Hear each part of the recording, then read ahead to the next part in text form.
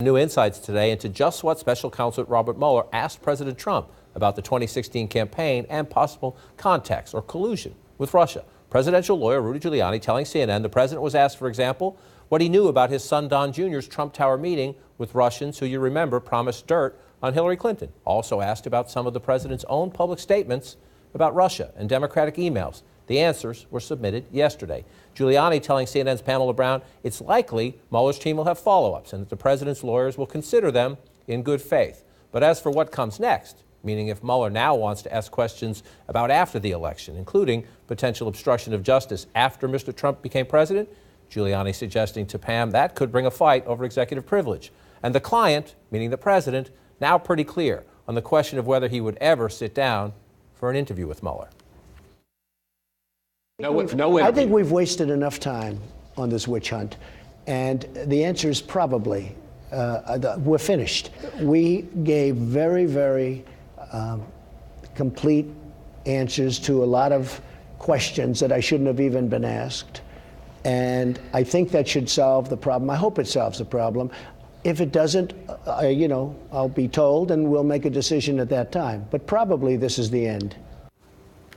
It's interesting, and Pam Brown joins our conversation. The president there, questions I shouldn't even have been asked, gives you insight into his mindset. And Rudy Giuliani told you this, if there are follow-ups. So they submit these questions, Mueller team will look at them. If there are follow-ups, what did you mean by this? Or could you give us a little more detail about that? We'll consider them and answer them if necessary, relevant, and legal. If it was something that would be helpful, relevant, not a law school exam. So he's trying to tell Mr. Mueller what to do. Good luck. Right. Well, and it was really interesting because it is clear that the president and his team of lawyers believe that the ball is in their court, or at least that is what they're trying to project here, that, if they want to have any follow-up questions, we'll look at it, we'll assess, we'll decide whether we want to respond. It may not be that clear cut, but what is clear is that this may not be the end. You heard the president say in that interview, we think this is the end. Well, in talking to Rudy Giuliani and in talking to my sources, this is likely not the end. There are likely to be follow-up questions, and the door is still open for Robert Mueller to seek an interview with President Trump. That is certainly not off the table. Now, I will tell you,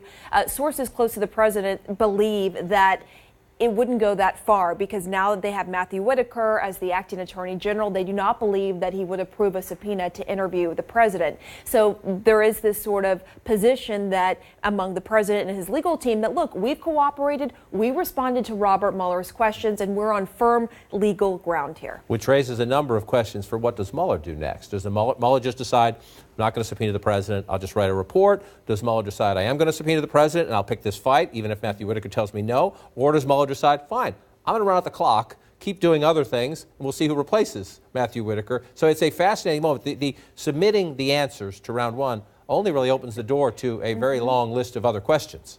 Yeah. That's right. Yeah, I mean, it's pretty remarkable that they did submit these written answers, because what it tells you is they do want to appear cooperative, right? They don't want to stonewall from the beginning. Now they're taking a position that the president is not cooperating further, but they did want to appear cooperative at the outset. So, and you look back to the Clinton impeachment, and a deal was reached to avoid a subpoena fight for exactly the same reason. The president did not want to appear uncooperative. The president did not want to appear that he was stonewalling the investigation. And so, as Pam was saying, we don't know what the next steps are here, and there's going to be decisions made at this point, and the Trump team is not in control of that. And the key is, don't want to appear non-cooperative. We don't know what they said in these answers. Right. They could be non-responsive, and they could actually prompt follow-up, and perhaps that could prompt the Mueller team to push for further answers. And maybe the Trump team is not giving as much information because they know they have an ally on their side in the acting attorney general. And I will tell you, just on that note from my reporting, there were some questions that the legal team balked at, including the transition period. So that was after the election, before the inauguration. There were some questions Robert Mueller asked, and the president's legal team views that as a legally gray area that could be protected under privilege. It's unclear how, if that was resolved, but that's certainly been a sticking point. And there's still the open question of obstruction. Well, and from a political perspective, the political dynamics that were in play when Bill Clinton wanted to appear not to be obstructing an investigation, and so submitted and essentially settled the question, that it's not unclear to me whether that is in play now, right? Because this president doesn't seem bound by those same dynamics of of whether or not he already appears to have been obstructing the investigation in all sorts of ways, and whether or not that kind of political pressure will work on him as he negotiates and his team negotiates with Mueller is unclear. And in President Clinton's case, what tipped the scales there was when they realized the evidence that the special counsel had from testimony of other witnesses, the other evidence we won't discuss on television today, there's no need for it, but they just finally decided they had no choice, Right. partly for the cooperation, but partly because of the weight of the evidence. The question is whether the same standard applies here. To the question of Whitaker, I said in the last segment, again, we should be fair to him and judge him by his actions as acting attorney general, not by what he said beforehand. But there is the question. We knew Jeff Sessions recused himself. Rod Rosenstein on Capitol Hill said many times, I oversee Robert Mueller. I know what he's doing. He's on the right track. Everything he's doing is fine. We haven't heard a peep from Matthew Whitaker, but we do know the president thinks this. It's going to be up to him. I think he's very well aware politically. I think he's astute politically. He's a very smart person, a very respected person. He's going to do what's right. I really believe he's going to do what's right. But you won't overrule him if he decides to curtail. I would not get involved. On the one hand, I would not get involved. That's the right answer. But again, translate for me, he's going to do what's right. I really believe he's going to do what's right. Matthew Whitaker knows what the president thinks is right because he made that clear. Jeff Sessions never should have recused himself. He never should have allowed this investigation to go forward. Rosenstein is out of favor with the president because he did. So translate that.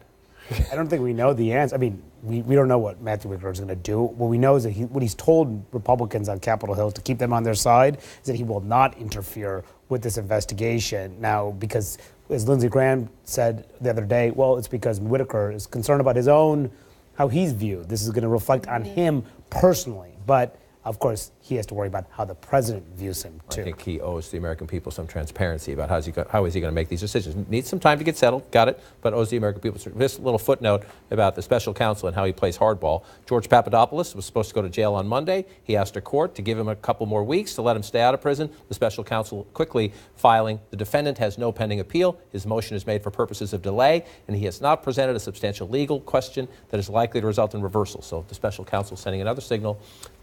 He plays hardball. We'll watch how that one plays out in court.